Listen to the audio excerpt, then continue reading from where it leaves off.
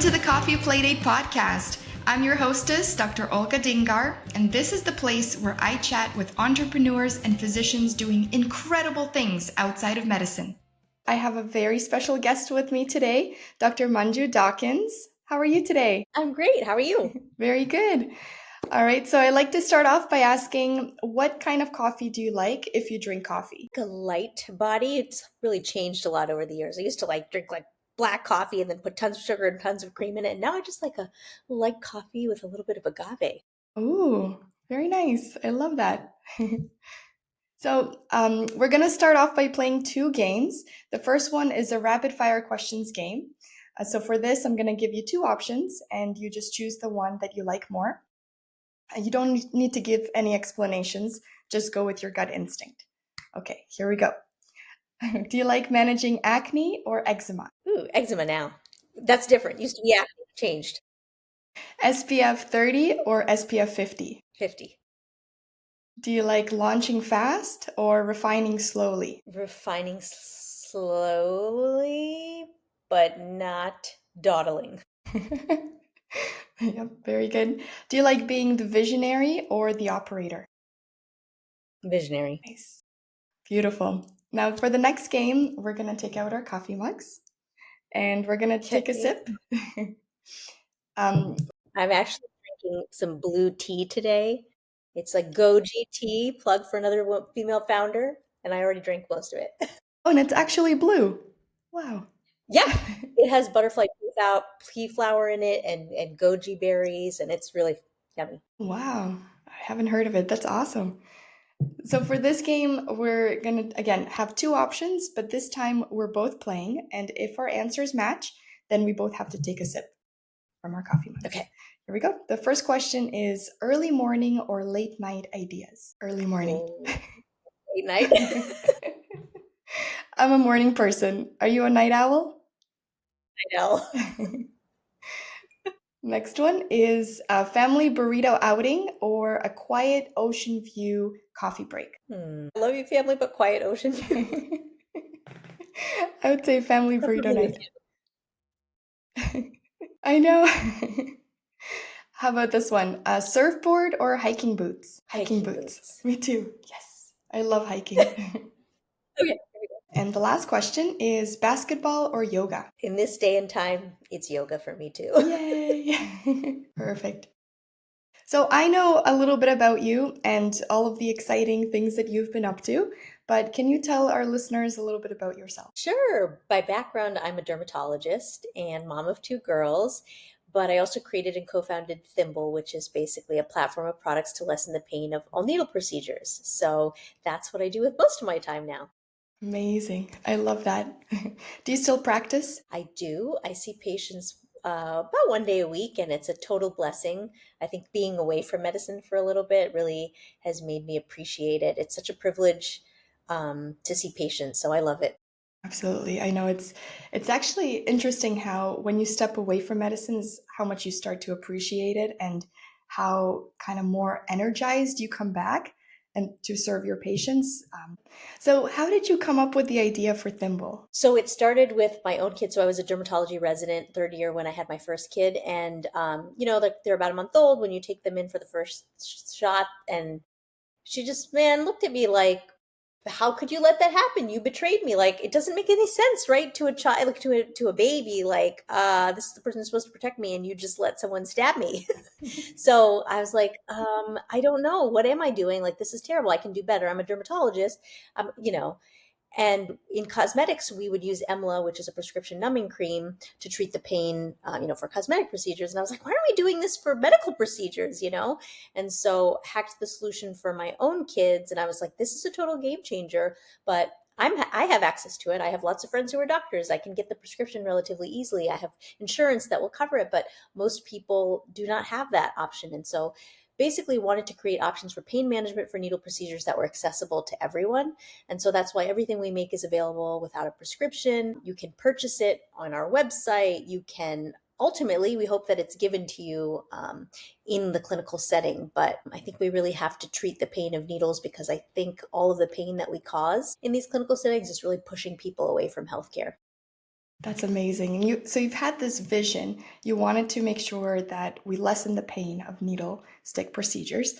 But what was driving you? Like, what was your why behind this? So there were so many whys, but one of the big ones was like I was burnt out from medicine, if I'm being honest. I just felt like, is this what I studied all these years for? Kind of like sacrifice my daughter. That's how I felt, like sacrifice my 20s for this, because it's not, I just didn't feel like I was helping people. And I could also feel the distrust that patients had for the whole healthcare community.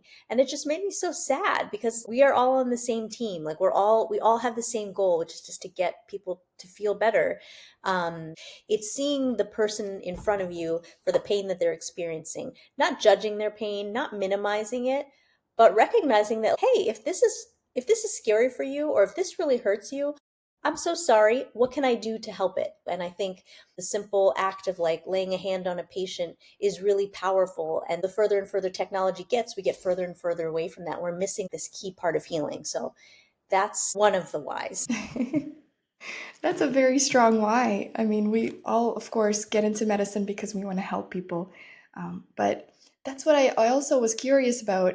Did you get any criticism along the way when you were transitioning to becoming an entrepreneur? Sure. Most of the criticism was coming from myself, to be totally honest. I was like, Yeah. what am I doing? But also, especially for family members and stuff, like medicine is a pretty stable path and safe path.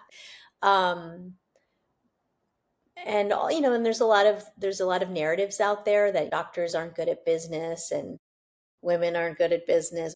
Like one of my strengths is being able to like see criticism and being like, okay, well, now I'm going to do it anyway. You know what I mean? So, and I understand, like, most of the time that criticism comes from a place of like trying to help, trying to protect you, all of that. But we all know inside ourselves, like, what our capabilities are and like what's right for us. So we got to pursue that. Yeah, absolutely. And what kind of mindset shift did you need to have as you were starting out your journey with Thimble? Yeah, I think I was definitely very fear-based my most of my life. Very much thought I needed to seek stability and like something safe and structured and all of these things. And so actually the journey of entrepreneurship has been kind of an undoing of all of the things that I had learned in life. Like I thought, oh, I have to do everything perfectly. I can't let anybody see this until it's perfect. And just a lot of self-criticism and judgment, lots of judgment. But I feel like I was afraid of other people's judgment. But I think a big part of what's been uncovered is like when you feel other people judging you, it's because you're judging yourself. And when somebody else is judging you, they're also judging themselves. So you don't have to take it so personally when someone has something to say about you. Yeah, that's for sure. We always we're the toughest judge on ourselves because everyone else thinks things are going well, you're doing fine, and then you are just being so hard on yourself. I mean, this happens to me all the time. Now, what is one challenge that you faced, and what lessons did you learn from it? There's always work to be done, right? Like there's always more you can do, and sometimes you feel like you have to keep doing in order to like make any progress. And a lot of other things get ignored along the way. Like sometimes that means you spend less time with your family eating burritos by the ocean, preferably. If family is important to you, or if surfing is important to you, or whatever it is, like you get to choose that, and nothing's going to lose. Like we don't have to spend 150% of time on the business only because that's what everyone else is saying they're doing. They're not, like no one can sustain that. But B, like maybe that's not how you're going to create success yourself. Yeah, everyone's success looks very different. I think it all boils down to how are you aligning your goals and what Mm, you're doing in life with your core values, what you truly, truly value in your heart. so true. Yep. So, what is one piece of advice that you would give someone else who's starting out in the same space? I always say this: have grace for yourself. You have to have kindness for yourself and treat yourself like you would treat your friend. All the simple stuff. It's just so important because it becomes debilitating when you are just constantly criticizing yourself and pointing out all of your own mistakes. You've got to see the good in yourself and understand that you can't keep going all the time. Like you are a human being, you need to rest. Give yourself that grace because that's what you would tell your best friend or your kid or whoever. So we have to give that to ourselves as adults. It's important. Yeah, we have to remind ourselves to be kind to ourselves too, not just others.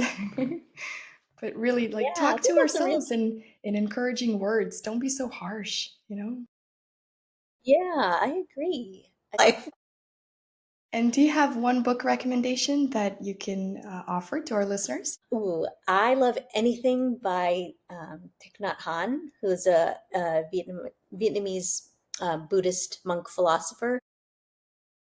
He writes so beautifully and simply and clearly, and I feel has really helped me along this whole journey. I mean, all of it, entrepreneurship, but also just life.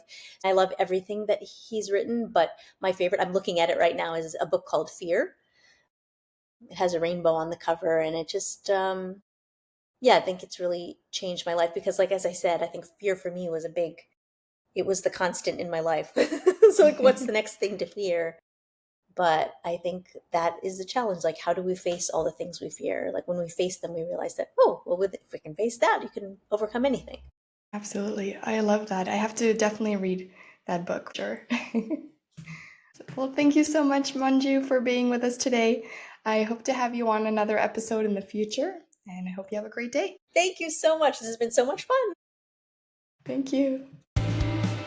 Thanks for joining the Coffee Playdate podcast. Hit subscribe, tune into the next episode, and I'll see you at the next coffee chat.